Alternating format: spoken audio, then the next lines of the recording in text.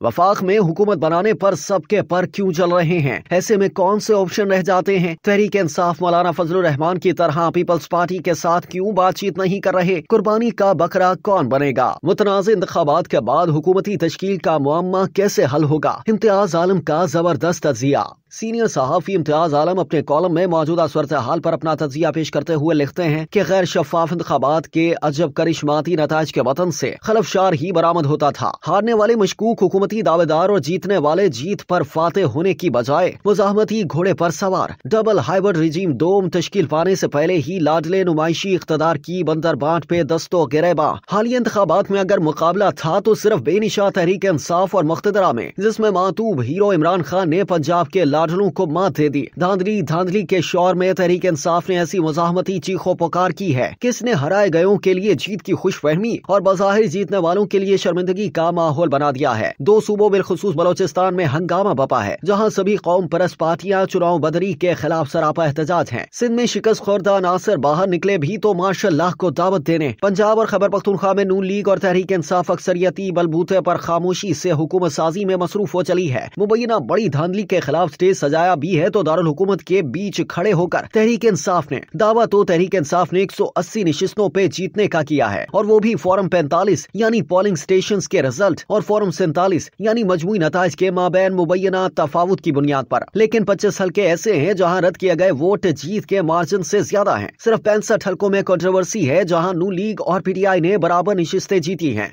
फॉफिन की रिपोर्ट के मुताबिक तहरीक इंसाफ के आजादों ने 29.47 वोट लेकर सबसे बड़ी अवामी ताईद या मैंडेट हासिल किया है, जबकि इसके मुकाबले में नवाज लीग ने 30.1 वोट लिए हैं, जो तहरीक इंसाफ से कम है, और पाकिस्तान पीपल्स पार्टी को 13.68 वोट पड़े हैं। लेकिन तीनों पार्टियों को पड़ने वाले वोट कुल वोटों का सिर्फ 31.5% है। गोया तीनों जमातें मिलकर भी कुल राय दहिंदगान की 1/3 तादाद का एतमाद भी हासिल नहीं कर पाई। इसकी बुनियादी वजह यह है कि पार्टियां बाहम मुकालमे के शोर शराबे में अवाम को उनके असल मसाइल के हल के एजेंडे पर मुतहरिक न कर पाए। गो के वोटर टर्नआउट कौमी असम्बली की 256 निशिस्तों पे 2018 के इंतखाबात के मुकाबले में 8.7% कम रहा। लेकिन इस दौरान 22.2 मिलियन नए यंग वोटर्स की रजिस्ट्रेशन के बायस इस बार अददी एतबार से 5.8 मिलियन ज्यादा वोटर्स वोट डालने गए, जो इमरान खान की बरतरी की बड़ी वजह बने। तहरीक इंसाफ को इंतखाबी मुहिम से जोर जबरदस्ती बाहर रखने और इंतखाबी निशान छीनने के बायस चूंकि इंतखाबी मुहिम इंतहाई एक तरफा रही और मुजाफाती इजला में तो ये मकामी फ्यूडल धड़ेबंदियों के गिर्द घूमती रही, जिसके बाद सियासी माहौल ना तपा ना जमा। सियासी मंजर पे इमरान खान को जेल में मसलूक किए जाने की दास्तानें छाई रही। तहरीक इंसाफ के इंसाफियान दुबक तो गए, लेकिन 8 फरवरी को वोट सिर्फ खान का नारे लेकर पोलिंग स्टेशन पर छा गए। नवाज लीग तो अपने वोट को इज्जत दो के बयानिए को मौका परस्ती की भेंट चढ़ाकर रियासती सरपरस्ती में पंजाब में मैदान में उतरी, जहां उसे 16 माह की हुकूमती बदअमली का खुमियाजा भुगतना पड़ा। लेकिन पंजाब में नवाज लीग 30.6% और तहरीक इंसाफ 30.1% वोटों के हिसाब से बराबर रही। सिंध में पीपल्स पार्टी बड़े मार्जिन से जीत गई, यानी 44.5% वोट। लेकिन कराची में मुत्तहिदा कौमी मूवमेंट की 17 हल्कों में मशकूक कामयाबी काबिल तफ्तीश है। खैबर पख्तूनख्वा में जहां वोटर टर्नआउट 39.5%, बाकी सब सूबों से बहुत कम रहा, वहां तहरीक इंसाफ पूरे सूबे को बहा ले गई, जिसकी बड़ी वजह मुखालिफ पार्टियों के वोटों की बाहमी तकसीम है। फिर भी जमीयत उलमा इस्लाम के वोटों के मुकाबले में पीटीआई के वोट 2 गुना से ज्यादा है। इंतखाबी नताइज पे अब जो मुनाकशा पड़ा हुआ है वो तभी हल होगा जब इलेक्शन कमीशन फॉरम 45 की बुनियाद पर फॉरम 47 पर उठने वाले तमाम एतराजात को दूर कर देगा। लेकिन सियासी मुकालमे में हर हारी हुई पार्टी जीती हुई पार्टी के मैंडेट पे सवाल उठाती रहेगी, जैसा कि मौलाना फजलुर रहमान ने पख्तूनख्वा के हवाले से तहरीक इंसाफ को दोष दिया है। लेकिन मोहतरम मौलाना ने इमरान हुकूमत के खिलाफ जनरल बाजवा और पीडीएम की जमातों और पीपीपी के माबैन गठजोड़ के हवाले से ऐसा एतराफी बयान दिया है कि हर तरफ नदामत भरी चीखों पुकार दूर दूर तक सुनाई दे रही है। एहसास गुनाह का बोझ इतना ज्यादा है कि पार्टियों के मुस्तनद तर्जुमान और बाज मशहूर एंकर्स जनरल बाजवा से माजरत खा दिखाई दिए। ताहम मौलाना ने अपने बयानात से